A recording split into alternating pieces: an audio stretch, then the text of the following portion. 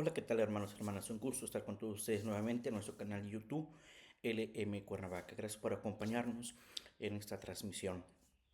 Les comento que estamos en una prueba. El miércoles pasado grabamos y tardó un poco en subir. Digo un poco, fue mucho tiempo en subir la transmisión. La transmisión está programada a las 9 de la mañana que comience. Y empezó ya hasta como para allá de las 2 y algo de la tarde. Pero bueno, al final subió el video, cargó el video y se compartió. Ahora en esta ocasión también vamos a hacer otra prueba, esperando que pueda subir a la hora que es conveniente, y si no, eh, tendrá que subir en algún momento. Muy bien, pues de antemano les agradecemos su tiempo y su disposición. Les invitamos a que nos sigan en este canal YouTube LM Cuernavaca, que se suscriban y nos ayuden a compartir esta transmisión a sus hermanos, familiares, grupos, quienes tengan ahí para crecer un poquito más en la fe, en el conocimiento de Dios y en nuestra vida espiritual. Muy bien, pues de antemano les agradecemos su tiempo y su disposición. Vamos a continuar con el texto del Papa León XIV, este texto muy interesante que ya hemos ido analizando, la exhortación apostólica del Existe del Santo Padre León XIV sobre el amor hacia los pobres. No sin antes encomendarnos al Señor en este día 21 de noviembre que celebramos la presentación de nuestra Madre Santísima, ¿verdad? Y qué buen momento para encomendarnos así a nuestra Madre, ¿verdad?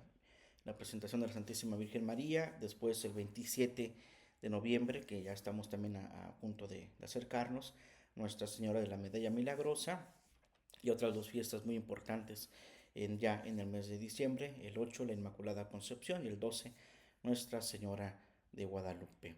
Pues bien, en este día de la presentación de nuestra Madre Santísima nos encomendamos a ella en su intercesión y que alcancemos de Jesús todo tipo de bendiciones. En el nombre del Padre, del Hijo y del Espíritu Santo. Amén. El ángel del Señor anunció a María y concibió por obra del Espíritu Santo. Dios te salve María, llena eres de gracia, el Señor es contigo, bendita eres entre todas las mujeres, y bendito es el fruto de tu vientre Jesús. Santa María, Madre de Dios, ruega por nosotros pecadores, ahora y en la hora de nuestra muerte. Amén. He aquí la esclava del Señor, hágase en mí según tu palabra. Dios te salve María, llena eres de gracia, el Señor es contigo, bendita eres entre todas las mujeres, y bendito es el fruto de tu vientre Jesús. Santa María, Madre de Dios, ruega por nosotros pecadores, ahora y en la hora de nuestra muerte. Amén. Y el Verbo se hizo carne y habitó entre nosotros. Dios te salve María, llena eres de gracia, el Señor es contigo, bendita eres entre todas las mujeres, y bendito es el fruto de tu vientre Jesús. Santa María, Madre de Dios, ruega por nosotros pecadores, ahora y en la hora de nuestra muerte. Amén. Ruega por nosotros, Santa Madre de Dios, para que seamos dignos de alcanzar las promesas de nuestro Señor Jesucristo. Oremos. Te suplicamos, el que derrames tu gracia a nuestras almas, para que los que por anuncio del ángel hemos conocido la encarnación de tu Hijo Jesucristo, por su pasión y cruz, seamos llevados a la gloria de su resurrección. Por el mismo Jesucristo nuestro Señor. Amén. En el nombre del Padre, del Hijo y del Espíritu Santo. Amén.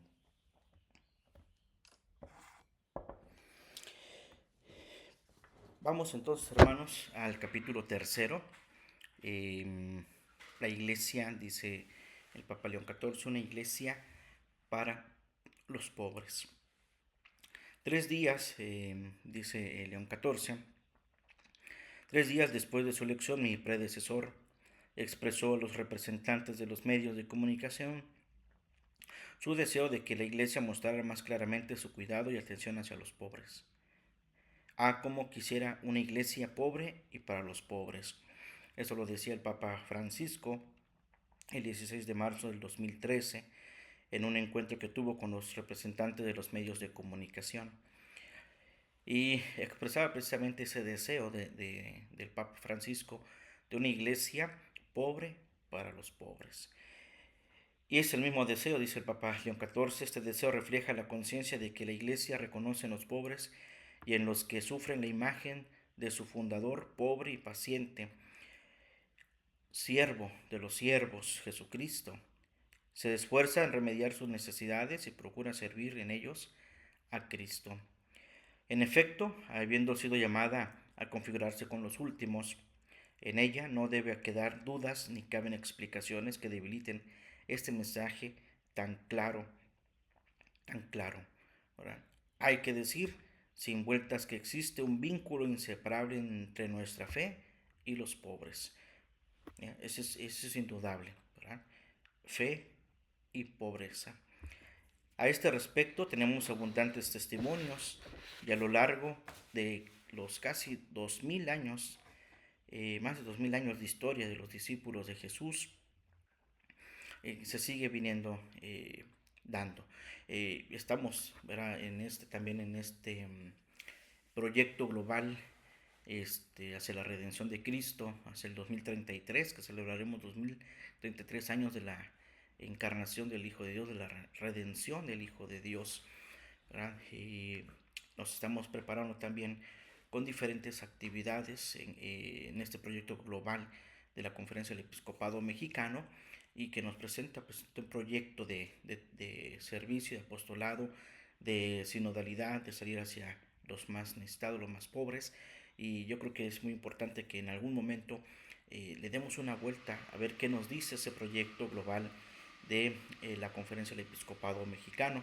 Si tenemos un chancecito, en una de las siguientes transmisiones vamos a algún apartado de este documento, porque también está ahí la cuestión de la Virgen de Guadalupe, que estaremos celebrando ya 500 años de su aparición aquí en México, y los 2033 años de la redención de Cristo.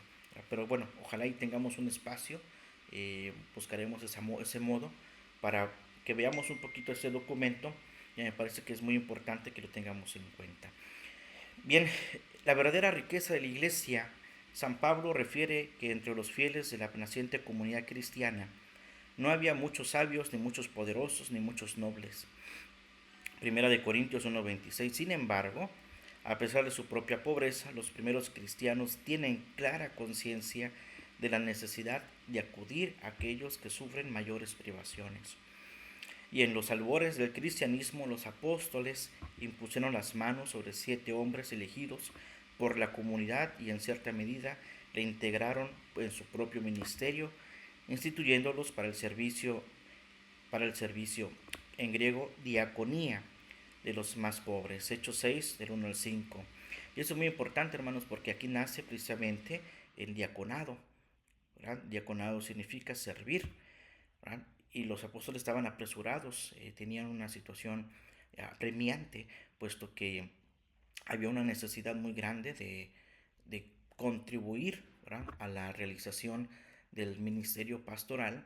Y los apóstoles, entre que predicaban, entre que hacían el culto, la liturgia, y entre atender, se iba el tiempo, y a veces ya no les alcanzaba para la predicación o para alguna actividad, o se enfocaban en alguna cosa, y entonces los apóstoles decidieron elegir a 7 por iniciativa también de la gente, que la gente pues los buscaba, y al no encontrar quien los atendiera, o veían que había tantas necesidades, pues se veían casi obligados pues a desistir, ¿no? Pero bien, entonces aquí nace el primer testimonio de una necesidad muy grande, puesto que el servicio a las pobres, a las viudas, a los huérfanos, era muy necesario, ¿verdad? Es significativo entonces el primer discípulo en dar testimonio de su fe en Cristo con el derramamiento de su propia sangre, fuera San Esteban, que forma parte de este grupo. En él se unen el testimonio de vida en atención a los necesitados y el martirio. Y esto es muy importante, porque el testimonio que nos da Lucas en el libro de los Hechos de los Apóstoles con respecto al martirio de San Esteban nos habla precisamente del primer diácono de los 7 que se eligieron en ese momento para servir a los huérfanos, a las viudas y a los pobres, ¿verdad? Y murió mártir, ¿verdad? Y esto es lo que gana precisamente, o esto es lo que va a ganar precisamente Y esto es lo que va a ganar precisamente el que es servidor de Cristo, ¿verdad? El martirio. Y de alguna manera, pues ahí está ya eh, las consecuencias del servicio. Y es ahí donde no le tenemos que tener miedo a servir con generosidad y dar testimonio de que en Cristo todo se puede e inclusive en el martirio.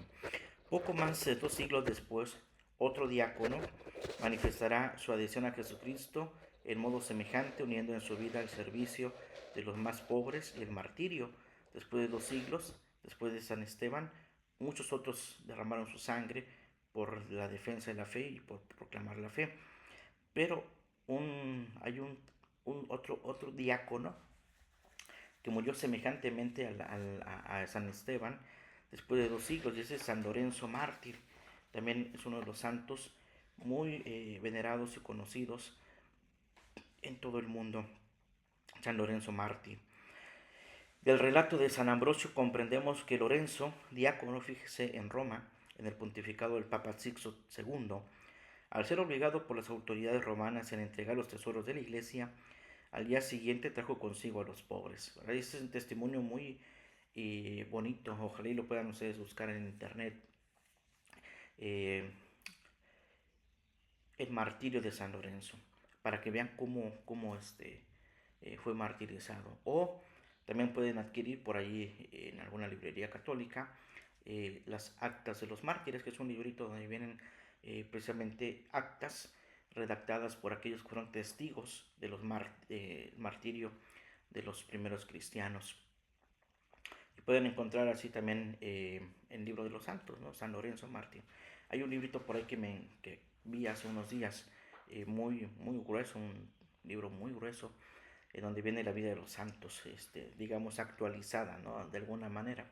Aunque me parece que va a haber canonizaciones nuevamente de otros santos, de otros hombres. En Italia me parece que va a haber otros canonizados, pero cada vez van surgiendo más santos en la iglesia y eso nunca va a dejar de haber.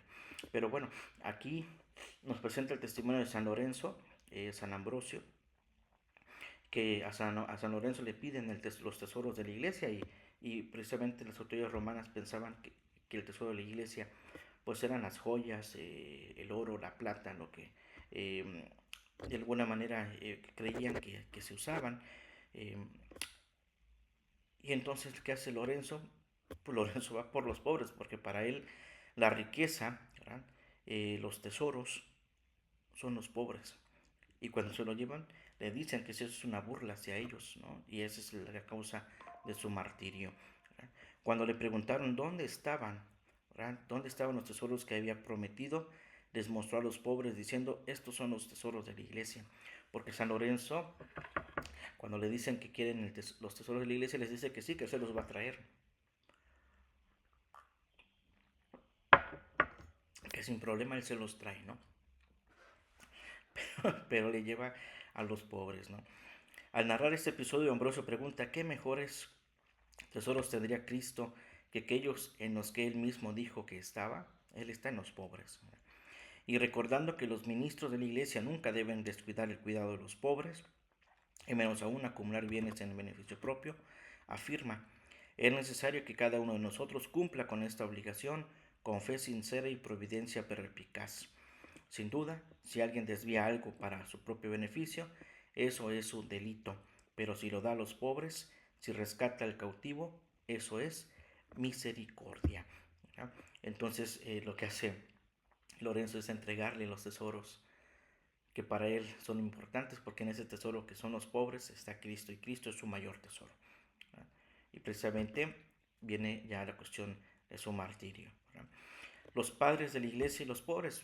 Hemos visto hasta aquí algunos textos del Antiguo Testamento y del Nuevo Testamento con respecto a los pobres, a la misericordia, al cuidado que Dios tiene hacia ellos, hacia los más débiles, hacia los que sufren. Y ahora nos vamos a adentrar un poquito a lo que dicen los padres de la iglesia. Ya comenzamos con el testimonio de los mártires, Esteban, Lorenzo, San Ambrosio de Milán, que da testimonio sobre Lorenzo.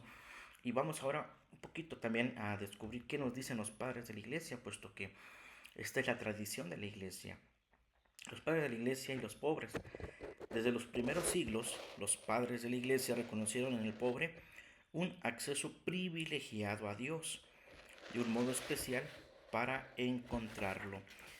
La caridad hacia los necesitados no se extendía en una simple virtud moral, sino como expresión concreta de la fe en el Verbo encarnado. Entonces, hay una fe que tienen los padres de la iglesia, porque fíjense, aquí tendremos que estudiar la historia de los padres de la iglesia y cómo están divididos. Primero los apóstoles. Muere el último apóstol, que es Juan, y comienza la etapa de los padres post-apostólicos, es decir, aquellos que fueron discípulos de los apóstoles, ya comenzando con algunos antes, puesto que desde que Pedro y Pablo, Santiago, Santiago el primero de los apóstoles martirizado, después de ahí vienen algunos que fueron discípulos de cada uno de ellos y fueron formando precisamente esa etapa post-apostólica. Y muchos de ellos fueron discípulos de los apóstoles. Y aquí comienza precisamente después del evangelista San Juan la etapa de los padres post-apostólicos, es decir, aquellos que fueron discípulos de los apóstoles y que tenían esa investidura apostólica y que los mismos apóstoles concedieron a ellos y ellos a su vez lo fueron dando a los que los iban supliendo, ¿no? Esa es la transmisión precisamente del sacerdocio y ya lo vemos con San Pablo cuando deja a Timoteo y Tito, son obispos y así sucesivamente, ¿no? Hasta el último apóstol, San Juan Evangelista. Después de la época de los posapostólica vienen los padres de la iglesia y aquí ya se subdividen también con los padres apologetas, los padres del desierto, los padres de Oriente y de Occidente y bueno, toda esa época extensa de la historia de la iglesia con los padres de la iglesia que ustedes conocen, San Agustín, San Ambrosio, San Cipriano, entre otros más, ¿no? San Irineo de León y bueno, muchos que inclusive algunos fueron papas de la iglesia y así sucesivamente, ¿no? Bien, ojalá y también tengamos después creo que ya lo hemos compartido, pero por lo menos saber los periodos y las etapas de los padres de la iglesia. Bien, entonces la comunidad cristiana de fieles sostenida por la fuerza del Espíritu Santo se encuentra arraigada en la cercanía a los pobres, que en ella no son un apéndice sino parte esencial de su cuerpo vivo. San Ignacio de Antioquía, por ejemplo, camino del martirio, exhortaba a los fieles a la comunidad de Esmirna a no descuidar el deber de la caridad para con los más necesitados, advirtiéndoles que no procedieran como los que se oponían a Dios. Consideren, decía San Ignacio, a los que tienen una opinión diferente sobre la gracia de Jesucristo, que vino a nosotros. ¿Cómo se oponen al pensamiento de Dios? No se preocupan por el amor, ni por la viuda, ni por el huérfano, ni por el oprimido, ni por el prisionero o el liberto, ni por el hambriento o el sediento. Entonces les está diciendo San Ignacio de Antioquía que tengan consideración sobre aquellos que piensan diferente. Considérenlos, estas gentes piensan de esa manera, ¿verdad? Van en contra del pensamiento y la gracia de Jesucristo, ¿verdad? Entonces dice, estos que tienen otra opinión no se preocupan por el amor, ni por la viuda, ni por el huérfano, ni por el oprimido, ni por el prisionero o el liberto, ni por el hambriento o el sediento. Entonces ellos no se dan cuenta, dice, de esta necesidad tan grande, ¿verdad? Y entonces el obispo de Esmirna, Policarpo, recomendaba precisamente a los ministros de la iglesia que cuidaran de los pobres. Los presbíteros también sean compasivos, ¿verdad? Entonces aquí encontramos primero San Ignacio de Antioquía, que está considerando, está pidiéndole a la gente que tengan consideración de aquellos que tienen una opinión diferente para que no sean igual que ellos, ¿verdad? Que no se preocupan por los demás, sino que ellos mismos, los fieles, sean quienes se preocupen por esas necesidades. Y aquí entramos a otro padre de la iglesia, el obispo de Esmirna, Policarpo. Él recomendaba precisamente a los ministros de la iglesia que cuidaran de los pobres. Los presbíteros también sean compasivos, misericordiosos con todos. Traigan, dice, de vuelta a los descarriados, visiten a los enfermos, no descuiden a la viuda, al huérfano, al pobre, sino que sean siempre solícitos en el bien de Dios y los hombres. San Policarpo de Esmirna. Y a partir de estos dos testimonios, constatamos que la iglesia aparece como madre de los pobres, lugar de acogida y de justicia. ¿Verdad? Por eso la iglesia también es madre, ¿verdad?, de los huérfanos, de las viudas, de los pobres, de los débiles, ¿verdad? Madre que cubre con su santo manto a quienes, con sus brazos, su manto, a todos los que se acercan a Dios, ¿verdad? Y como ejemplo, pues es nuestra Madre Santísima, ¿no?, que está ahí también cubriéndonos con su santo manto y nos converge, ¿verdad?, hacia la misericordia del Dios Todopoderoso. Vamos con San Justino. San Justino, por su parte, en su primera apología, dirigida al emperador Adriano, el Senado y al pueblo romano, explicaba que los cristianos llevaban a los necesitados todo lo que podían, porque veían en ellos hermanos y hermanas en Cristo. Fíjense, San Justino le decía en su carta dirigida al emperador Adriano y al Senado y al pueblo, la importancia de ver a Cristo en los hermanos. Al escribir sobre la asamblea de oración del primer día de la semana, destacaba que en el centro de la liturgia cristiana no se puede separar el culto a Dios de la atención de los pobres, y van de la mano. Por eso, no recuerdo si fue en la transmisión pasada, que les hablaba del apostolado que solemos hacer cada uno de los grupos, específicamente la Legión de María, los desayunos a los hermanos de la tercera edad, el crear despensas para los pobres. Ese también es precisamente esto que está diciendo San Justino, y no podemos separar el culto divino con la solidaridad con los pobres, van de la mano, ¿verdad? Por eso siempre es importante la oración o la misa, el rosario o algún elemento que nos ayude en la vida espiritual, pero también en el servicio apostólico, ¿verdad?, en el apostolado, de ayudar a los más necesitados.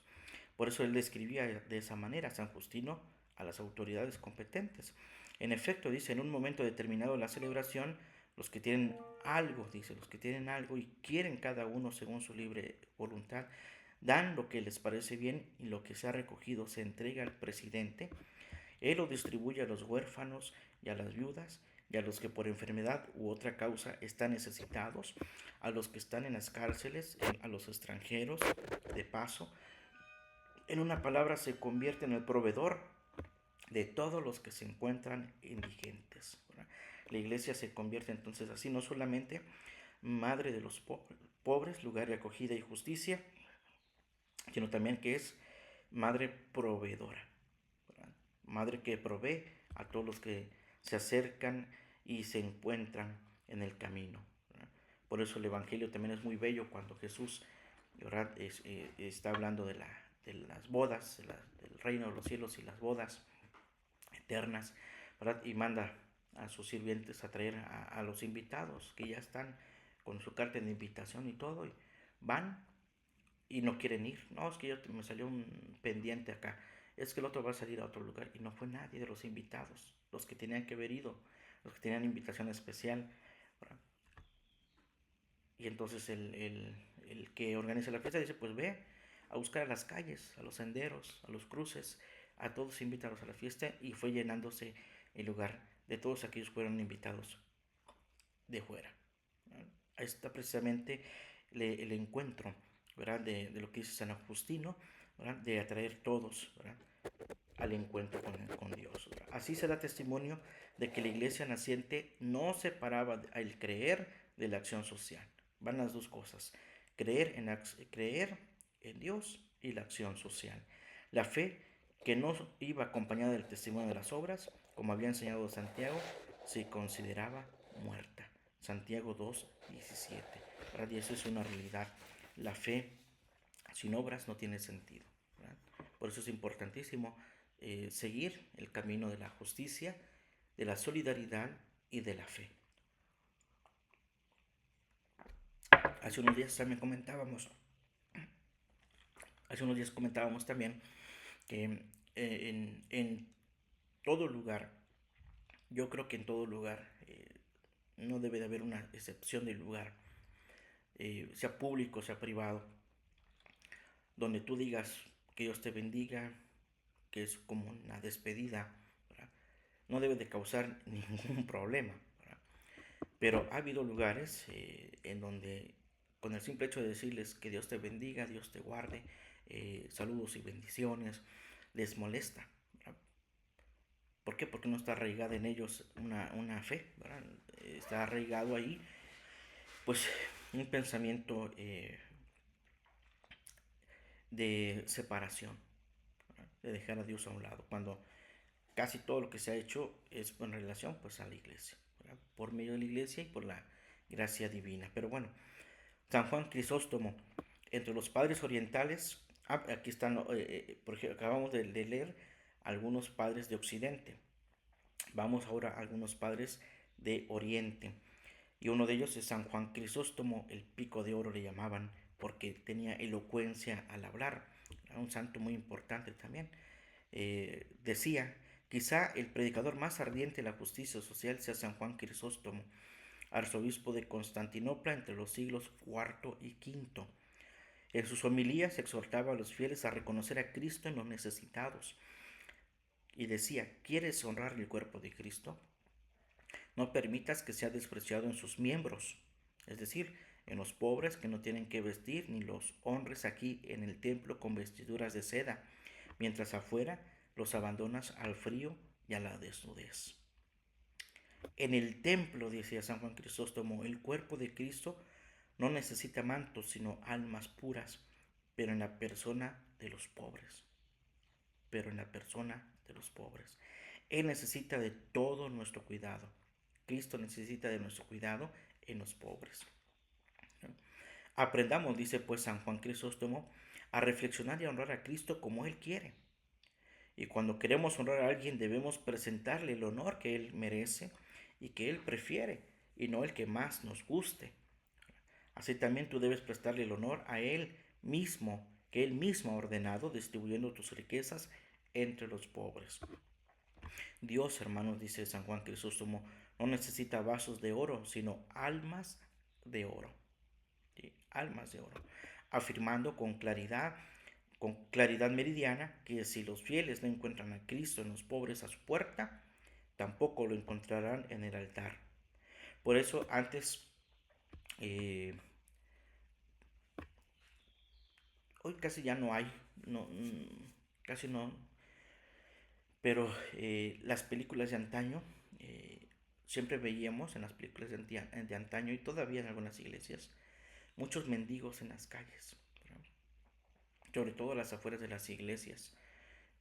Todavía por ahí hay uno que otro, aquí mismo en la parroquia, aquí donde estamos, suele haber uno, dos o tres que de repente llegan a venir aquí mendigos, ¿verdad? A pedir dinero. Ayer me llamó mucho la atención, es un testimonio ahorita que de esto que vale oro, pues almas de oro. Aquí hay un muchacho, igual un mendiguito, pero es un joven, un poquito más, ya pasadito de joven, y anda divagando por aquí, ¿no? Pero es inteligente, ¿no? Sabe lo que hace, nada más que aparenta que no, ¿verdad? Y ayer eh, ahí estábamos ahí checando algunas cosas en la capilla y se estaban organizando un grupo para su reunión y estaban poniendo sillas y mesas y todo eso. Y de repente viene ese muchacho que, así es, este muchacho, él se mete, agarra las cosas, hace un montón de cositas ahí, se ha dormido en las bancas y bueno, total, no lo deja, ¿no? Mientras no se quiera llevar algo de ahí, del altar, ¿no?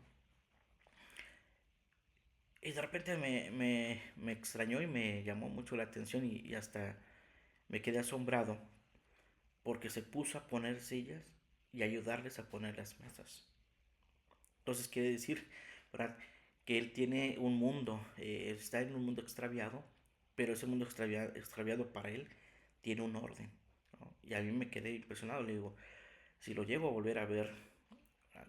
Y yo creo que si le digo, oye, ayúdame con esto, nos va a ayudar, ¿verdad? Por lo menos ya vi que sí, no se le dijo nada, él solito vio que el Señor iba cargando la mesa solito y le costaba.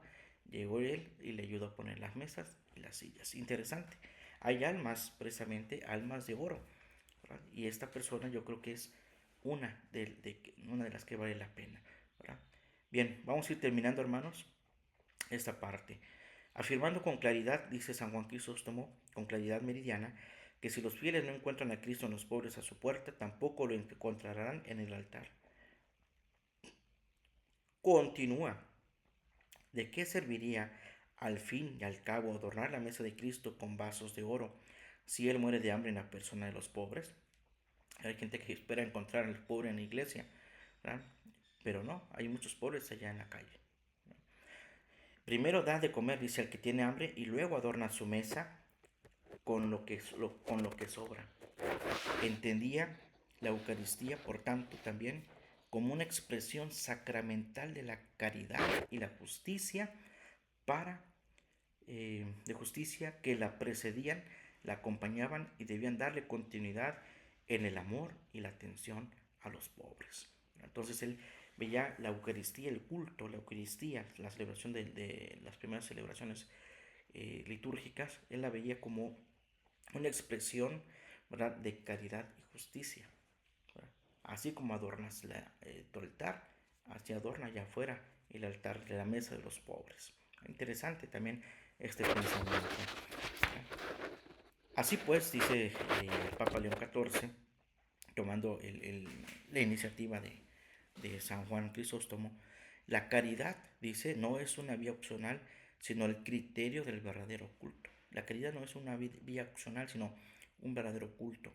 Crisóstomo denunciaba con vehemencia el lujo exacerbado que convivía con la indiferencia de los pobres, ¿verdad? Entonces le tocó una época en donde había mucho lujo.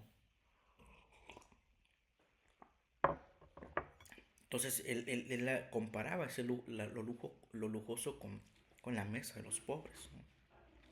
La atención que se les debe prestar, dice, más que una mera exigencia social, es una condición para la salvación, lo que contribuye a la riqueza injusta, un peso de condena.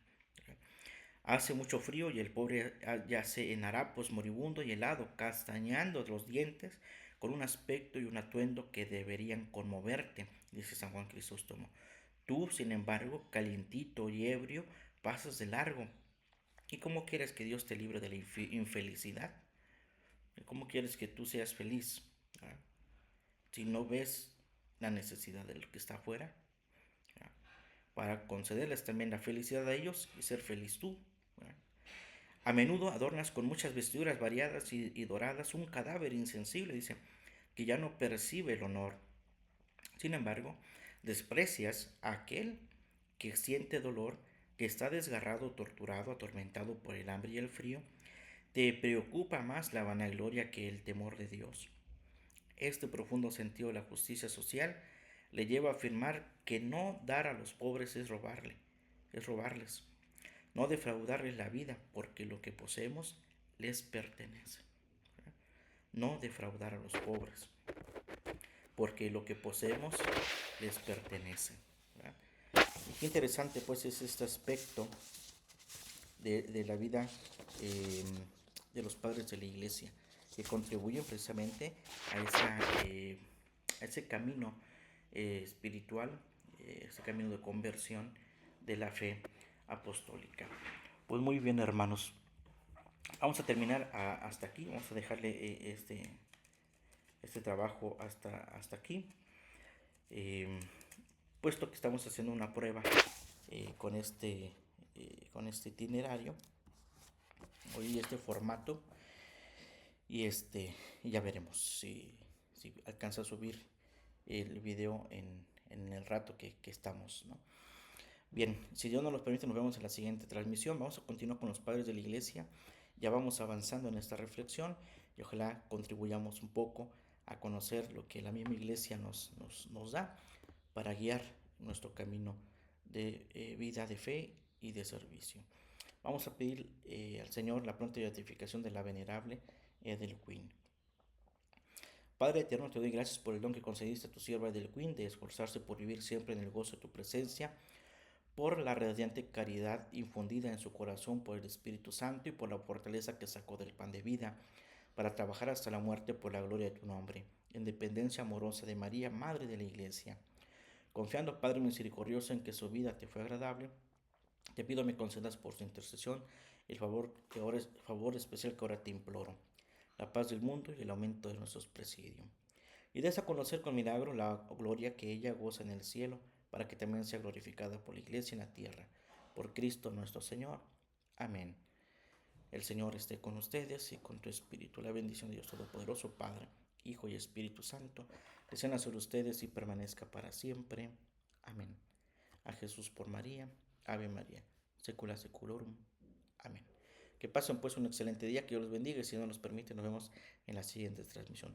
Saludos y bendiciones a todos.